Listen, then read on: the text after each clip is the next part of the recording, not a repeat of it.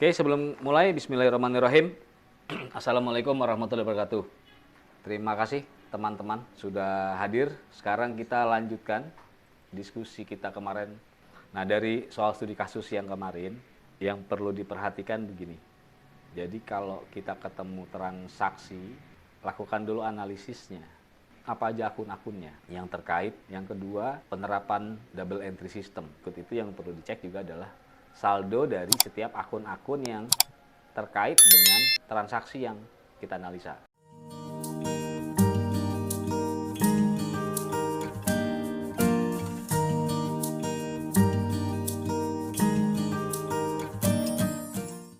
Sesuai dengan double entry system, maka dia harus dicatat di sisi debit dan kredit nilai totalnya sama.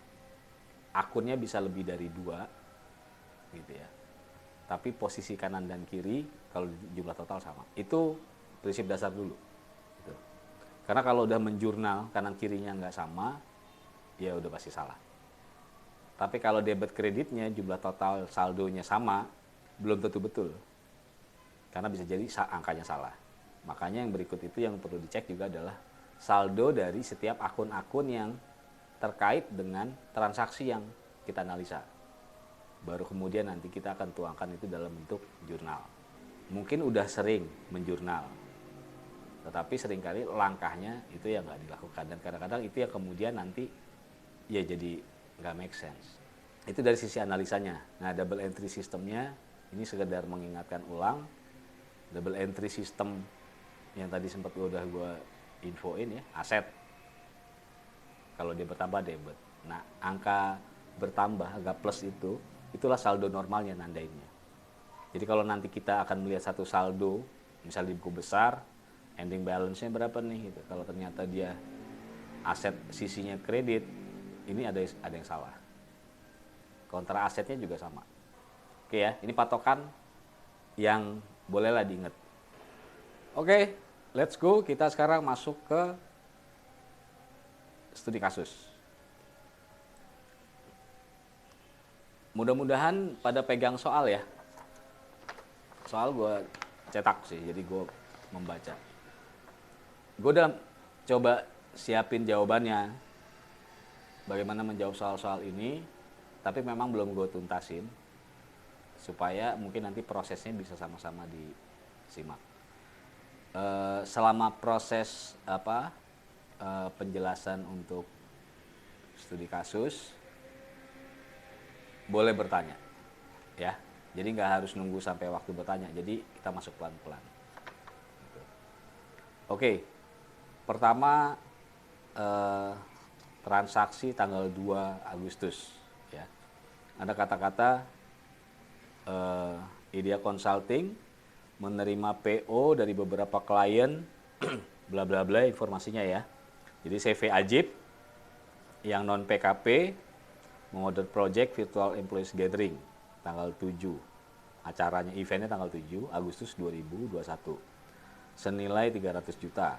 PT Sinovac yang berstatus PKP non pemungut untuk project virtual concept of vaccination week 2021, eventnya tanggal 14 Agustus, nilainya 750 juta dan meminta diskon sebesar 15%. Oke. Yang ketiga, Kemenparekraf mengorder project virtual Jelajah Pesona Nusantara 2021. Eventnya tanggal 21 Agustus 2021 senilai 500 juta.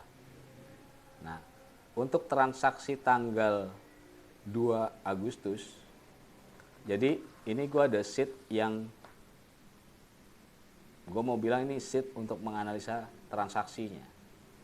Apa akun yang terlibat, terus double entry sistemnya nanti bagaimana, kemudian kalkulasi nilai atau saldonya berapa. Untuk tanggal 2, karena pendekatannya adalah kita mencatat atau pengakuan piutang berdasarkan apa? Berdasarkan invoice. Jadi kita mencatat berdasarkan invoice, bukan berdasarkan PO. Nah, terus PO gimana? PO itu akan kita catat namanya, mungkin ada beberapa teman di beberapa corporate yang teman-teman kerja ya, itu mencatatnya dengan project billing. Jadi ada rekap project billing filenya. Kenapa kita mencatat dari invoice? Karena kita sebagai PKP, maka kita menerbitkan faktur pajak keluaran.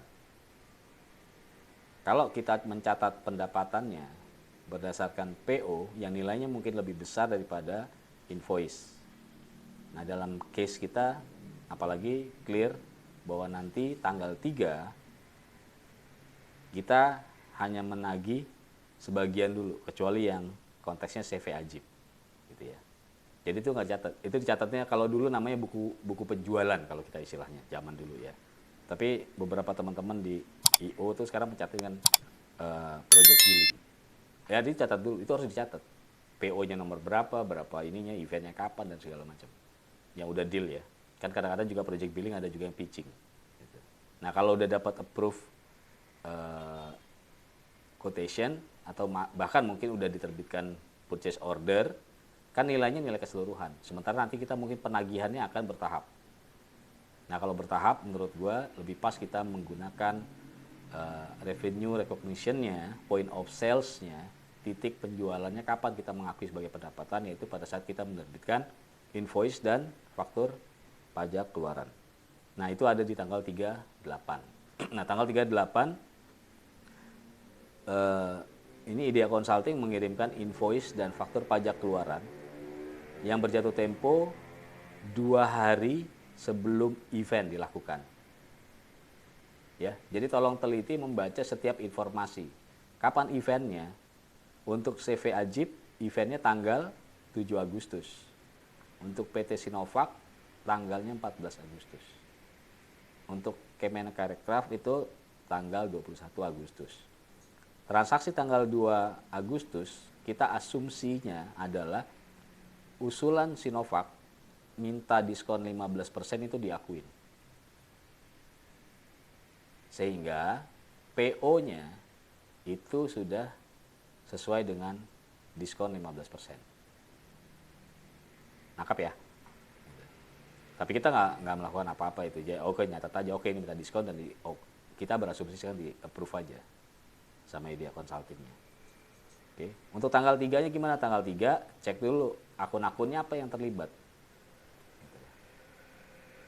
Akun-akun yang terlibat itu ada pendapatan usaha, utang PPN, dan piutang usaha.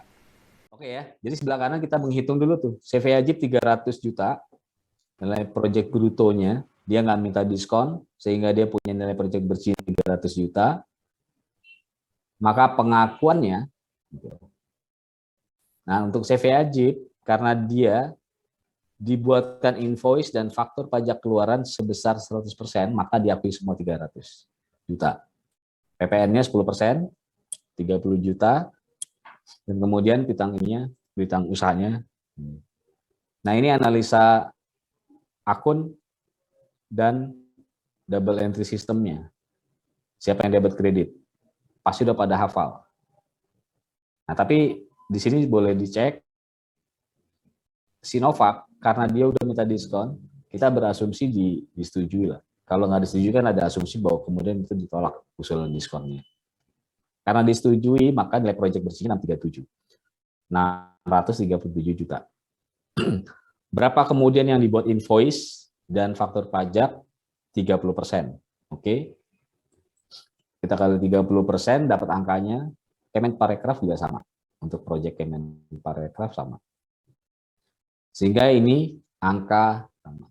Gue nggak mau langsung masuk jurnal dulu, jadi kita urutin satu-satu untuk menganalisis transaksinya dulu. Kalau ininya udah makin mahir, jurnalnya relatif jauh lebih mudah. Ya, karena kuncinya adalah menganalisis akunnya, kemudian konsekuensi penerapan double entry system, dan kemudian menghitung nilainya. Kalau ini udah ada, ya sudah, tinggal jurnal mah tinggal susun. Oke, yang kedua, transaksi tanggal 4 Agustus. Ini ada banyak ya. Jadi yang pertama itu transaksi terhadap vendor. Jadi Idea Consulting menerbitkan PO untuk beberapa vendor yang langsung dibayar uang muka, down payment-nya 30%. Gitu. Ya, ada informasinya itu ya. Uang mukanya langsung dibayar sebesar 30% dan pelunasannya akan dibayar 7 hari pasca event. Paham ya, ada info ini ya. Kapan hari eventnya? Itu ada di informasi transaksi tanggal 2. Ajib tanggal 7, 14, dan tanggal 21. Tinggal tambah 7, maka itu pelunasan. Sekarang PT Cahaya dulu kita ambil 1, tanggal 4 Agustus. Analisnya gimana? Kita lihat aja sekarang. Dia, ini ada koreksi, kemarin betul yang, gue lupa ya, waktu terakhir kita ngobrol itu, kalau nggak salah dijawab sama Wanti kemarin tuh, angkanya, kok angkanya keriting sih gitu. Ternyata memang ada yang keliru, karena di yang di Cahaya ya, kalau nggak salah. Jadi yang CV Ajib itu 100 juta, sebelumnya kalau nggak salah Sinovac sama si Kemenparekraf itu tertulisnya 30 juta apa 300.000 gitu ya, gue lupa tuh. Jadi kurang 0,03 tuh hilang. Jadi ini sebenarnya 100, 300, 200 juta. Nggak apa-apa lah kalau salah angkanya, dimaafkan. Ya, angka bisa sambil kita buat belajar, tapi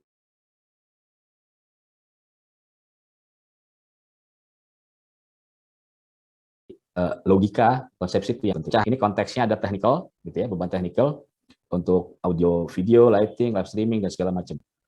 Statusnya Cahaya adalah PKP, non-pemungut.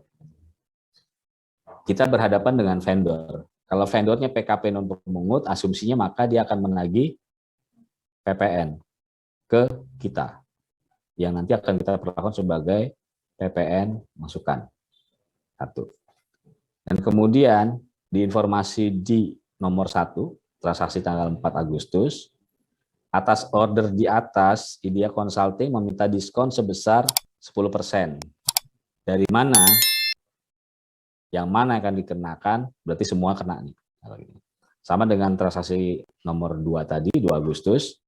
Transaksi tanggal 4 Agustus, kita asumsi juga bahwa usulan diskon dari Idea Consulting disetujui oleh PT Cahaya. Oke, berarti clear, ada tentang beban technical, ada diskon beban technical, kalau mau ditambahin.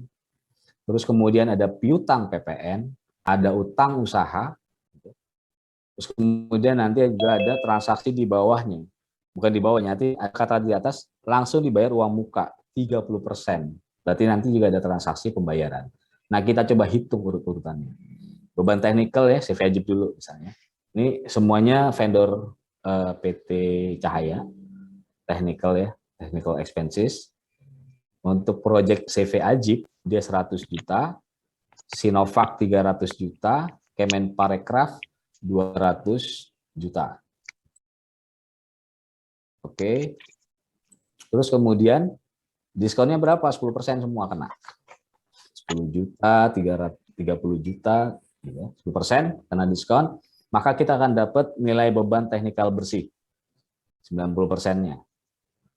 Oke. Asumsinya pada saat bertransaksi pada saat kita ngeluarin PO, maka kita sudah mengakui sebagai beban. Dan kita berharap dari vendor juga langsung menerbitkan invoice dan faktur pajak masukan. Jadi jangan PO udah kita keluar, terus nanti dia agak lama. Kalaupun agak tertunda, nggak ada masalah, tetapi kalau bisa dalam rentang waktu yang nggak melampaui masa pajak. Untuk konteks ini, memang pakai asumsi gue, bahwa PO adalah dasar kita untuk mengakui adanya beban. Jadi diakui itu semua tuh. Nilai beban technical bersihnya 90, dan maka kemudian kita meminta PPN masukan, faktur pajak masukan dari vendor. Karena PT Cahaya adalah PT non pemungut. Oke. Dihitung 10%, maka kemudian kita juga akan mencatat nanti, oke, utang usahanya adalah sebesar beban teknikal bersih ditambah PPN masukan. Untuk CV Ajib, proyeknya itu 99 juta. Kemudian, ini di sana terlihat kan ya, angka-angkanya ya. Kebaca ya, angka-angkanya ya. Kalau ada nggak kebaca, pakai kacamata baca. PT Sinovac itu 297 juta, Kemenparekraf proyeknya 198. Oke. Nah, karena ada janji langsung membayar 30%, dari 30% kita memungut PPh pasal 23 kepada si PT Cahaya. Kenapa PPh pasal 23? Kenapa nggak PPh pasal 21 atau PPh pasal 4 ayat 2? Karena dia jasanya itu menyediakan peralatan teknik, kayak sewa barang gitu, Pak. Jadi kenanya Ya, di pasal 4 kan nggak ada ya, nggak tercover. 21 bukan. Kenapa? Karena 21 untuk orang pribadi. Untuk orang. Soalnya di PT Cahaya ini isinya bukan orang, isinya cahaya, jadi nggak bisa pakai 21. Jadi pakai PPh pasal 23. Kenapa 2%? Karena dia ada NPP-nya, kan nggak PKP juga. Nah, itu dia. Karena dia PKP, otomatis pasti dia udah NPWP. Oke. Kita potong. Nah, sehingga itu mengurangi berapa bank yang dibayar. Nah, menghitung ini dulu tuh jadi kita udah tahu, oh utang tersisa di sana. Jadi gue menunda untuk masuk langsung ke jurnal supaya tahu dulu logikanya. Menghitungnya udah dapat nih. Gitu. Karena ini angka ini tinggal dipakai aja nanti kalau kita mau jurnal. Kita udah tahu kok akunnya apa, terus kemudian nanti penerapan double entry sistemnya gimana untuk akun itu, angkanya berapa. Jurnal tinggal nyusun. Nah, tapi gambar menghitung ini itulah yang berangkatnya dari kefahaman dulu. Gue berharap sih bisa paham ini. Dan mudah-mudahan besok bisa lebih cepat. Udah lebih mahir. Oke, lanjut ya. Terus kemudian venue sama talent. Sama lah ya. Dibayar 30% langsung. Terus sisanya dibayar 7 hari setelah event. Itu kata-kata. Nah, masing-masing angkanya juga ada. Untuk yang studio keren, karena studio kita masukin sebagai beban usaha venue. Jadi HPP venue. Akun-akun yang terlibat apa aja? Ada bebannya, ada utangnya. Nah, karena dia nggak ada Ida Consulting tidak meminta diskon kepada studio keren, maka penghitungan diskonnya nggak ada. Jadi asumsinya bahwa pengakuan bebannya sebesar ya total 100%, 20 juta, 10 juta, dan 50 juta. Oke. Itu yang akan kita akui sebagai beban. Dari total beban 100% itu 30% kita bayar. Mekanismenya sama kayak yang di atas. Yang membedakan adalah utang PPh-nya. Sekarang pakai pasal 4 ayat 2 karena venue. Iya kan? Ya, jangan dilupain tuh yang pertama tuh. Ini masih nyambung kita. Jadi PPh masa kemarin, pajak penghasilan masa yang kemarin. Kemudian nanti kita ketemu ada PPN kemarin juga udah lewat gitu ya. Nah, di accounting ini udah kombinasi. Jadi sekarang accounting yang kita lakukan memang praktek langsung yang kita hadapi di lapangan gimana nih dalam pekerjaan sehari-hari. Gitu. Jadi prakteknya memang accountingnya itu juga harus mengakomodasi kewajiban atau peraturan perpajakan yang punya efek terhadap transaksi keuangan. Oke. Karena ini venue, maka kita sebagai penyewa mengambil inisiatif untuk kemudian memungut PPh pasal 4 ayat 2. Angkanya berapa? Kemarin udah ketahuan ya, angkanya 10% tarifnya. Jadi dipungut dulu sekian. Semua sama, dipungut 10%. Untuk CV Ajib, karena uang muka 30% 6 juta, dipungut 600.000. Sinovac yang 3 juta kita pungutnya 300.000 dan seterusnya. Sehingga pembayaran transfer banknya yang kita jurnal yang kita akui nanti akan mengkredit karena dia berkurang. Jadi ini simbolnya adalah bank dia berkurang. Karena berkurang, maka dia kredit, angkanya selisih dari utang usaha yang dibayar sebagai uang muka dikurangi dengan utang PPA pasal 4 ayat 2. Oke ya. Kalau nggak ngerti langsung aja ya, biar ini. Dan ini juga kita hitung berapa utang tersisa. Setelah di 30% berarti utang usaha tersisanya untuk transaksi di CV proyek CV Ajib 14 juta, PT Sinovac 7 juta, Kemenparekraf 35 juta. Talent gimana? Talent gitu. Sama seperti transaksi tadi dengan Studio Keren. Cuma masing-masing talent dia punya kondisi yang berbeda. Ya. Ini kalau di transaksi tanggal 4 Agustus di nomor 3, ini ada 3 talent. Untuk proyek yang di CV Ajib, MC-nya heboh. Nah, ini ada informasinya bahwa si MC heboh itu belum punya NPWP. Disewa secara personal. Nilai sewanya nilai honor lah ya, gitu masih disewa, honor lah ya. Honor senilai 2 juta. Untuk MC Rempong, dia udah punya NPWP dan juga disewa secara personal. Nilainya 7,5 juta. Untuk proyek di PT Sinovac. Untuk MC Sahdu, dia sudah punya NPWP. Tapi dia disewanya melalui manajemennya yang belum punya NPWP. Oke. Senilai 9 juta untuk proyek Kemenparekraf. Oke, lanjut. Transaksi berikut. Oke, tanggal 4 Agustus selesai. Kita masuk tanggal 6. Tanggal 6 itu konteksnya apa tuh? Oh, CV Ajib menginformasikan bahwa proyek yang dia itu dibatalin sama kliennya. Nah, ini masih oke lah ya. CV Ajib kemudian bersedia membayar ke Idea Consulting senilai 20% dari total proyeknya. Nah, proyeknya si CV Ajib itu kan harusnya tanggal berapa? Tanggal 7 ya.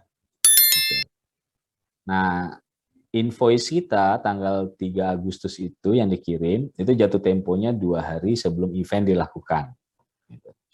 Nah, ini sebenarnya kalau mau analisa bukan accountingnya ya, tapi kalau dari urut-urutan standar bekerjanya, pada saat kita ngasih invoice itu harus dibayar 2 hari sebelum event. Mestinya memang tanggal 5 kita udah dapat kabar. Kok lo belum bayar gue sih? Gitu. Ya, ini analisa di sebalik kata-kata soalnya ini gitu, di kasusnya. Nah, ini kan baru tanggal 6. Sebenarnya tanggal 5 itu harusnya kita udah melakukan sesuatu ke CV Ajib. Tolong dong, invoice gue tuh kan jatuhnya tanggal 5, lo harus lo bayar. Ini dia baru tanggal 6 masih tahu, oh ini gue batal. Gitu. Oh iya besok kasih tahu ternyata batal. Nah, itu kira-kira gambaran skenario gitu. Jadi kalau kita udah terbitkan sesuatu invoice dengan jatuh tempo 2 hari, maka masukin di kalender handphone lo. Kalau di tanggal 5 jatuh tempo, maka tanggal 4 malam handphone lo bunyi, atau tanggal 5 subuh handphone lo bunyi. Ada tagihan ke Ke CV Ajib. Jadi tanggal 5 itu sudah ada komunikasi. Gimana invoice gue udah lo bayar? Mau lo bayar jatuh tempo nih. Oh, ntar dulu deh, besok-besok gue bayar. Nah, ternyata besok dia menginformasikan. Ini skenario yang gue bayangin begitu. Kalau kita bekerja dengan sesuai yang seharusnya di tim admin finance. Batal. Nah, kalau batal, ini udah untung nih. Dia mau bayar 20%. Padahal yang kita tagih 30%. Jadi ada transaksi tanggal 3 udah kita catat sebagai pendapatan dan piutang segala macam 30%. Bagaimana kita menganalisa datanya? Pertama, kita cek dulu yang pembatalan. Ya. Ini ada 2 langkah. kayaknya sih kemarin gue sekilas baca, tapi kalau ada yang ini boleh ya, kalau ada yang sama boleh kasih tahu. Tapi kemarin gue baca kayaknya nggak ada yang menulis dengan begini. Ada dua hal yang harusnya kita perhatikan, karena transaksi ke CV Ajib, kita menerbitkan faktur pajak, invoice dan faktur pajak. Yang di sebelah sana dipakai sebagai masukan. Gua berasumsi faktur pajaknya belum dipakai. Oke. Karena kan diterbitkannya tanggal 3, kita batal tanggal 6. Dia belum closing lah untuk pajak terutang, PPN terutang di bulan Agustus, karena baru tahu bulan depan. Artinya belum dipakai nih. Nah, kalau belum dipakai, maka kita harus lakukan penggantian dulu. Termasuk invoice-nya. Yang kemarin 30%, kita koreksi menjadi 20%. Jadi dihapus dulu.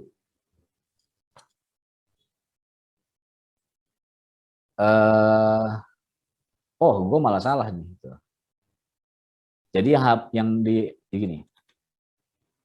Sebelumnya dia berapa? Kan proyek bersihnya Ajib ya, 300 juta. Kan 100% dia. Oke. Oh, kita nagih 100% ya. Nah, jadi sekarang kita koreksi nih. Karena yang dibayar oleh dia hanya berapa? 20%. Ini gue masih pakai 90. Jadi kita hapus dulu yang 80%. Ini nerbitin itu ya.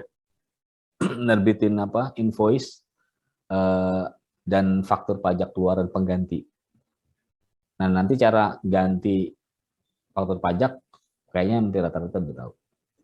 Jadi koreksi dulu utang piutangnya. Dibalikin dulu sehingga kondisi cuma 20%. Nah, kalau dari situ kemudian baru piutang usahanya dibayar. Kemarin ada yang sama angkanya nggak sih?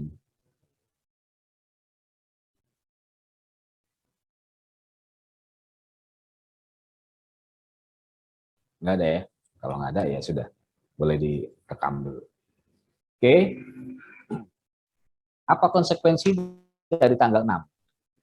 Selain problem masalah pendapatan, piutang usaha dan PPN-nya, juga ada problem soal semua transaksi kita kepada vendor untuk proyek CV Ajib. Ya. Jadi informasi CV Ajib ini punya konsekuensi, bukan cuma ke dia, tetapi juga kita kan punya transaksi ke vendor.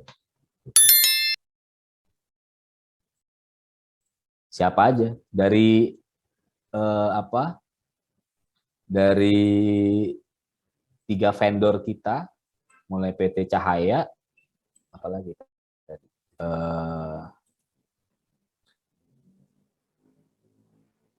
ini ya, yang ada transaksi terhadap Ajib siapa aja.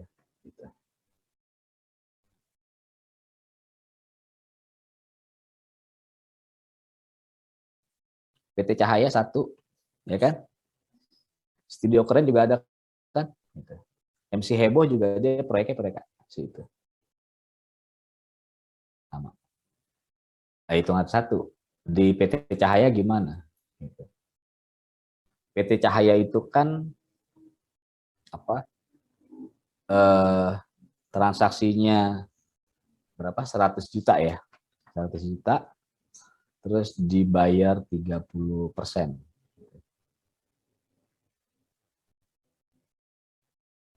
Dan dibatalin.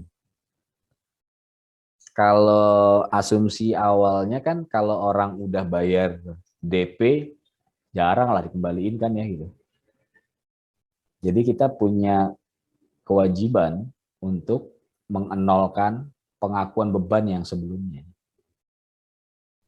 Nah, untuk konteks PT Cahaya ada konsekuensi yang lain. Karena dia adalah PKP non-pemungut. Dia PKP lah. Yang asumsi kita dia udah ngasih PPN masukan. Atau piutang PPN kita catat. Nah, itu harus kita kembaliin lagi tuh, dikoreksi dulu semua. Karena kita udah bayar 30%, maka yang beban juga udah kita akui 70%, maka itu kemudian di-nolin. Piutangnya juga udah pernah kita catat kan, nolin. Di PT Cahaya kita juga dapat diskon tuh 10%-an, itu juga di-nolin lagi. Jadi semuanya di-nolin. Itu yang di Cahaya. Nah, untuk Studio Keren sama MC Heboh, Studio Keren juga disewa venue-nya untuk proyek CV Ajib. Ya sama, kita asumsinya utang sama beban venue-nya di nolin. Gitu.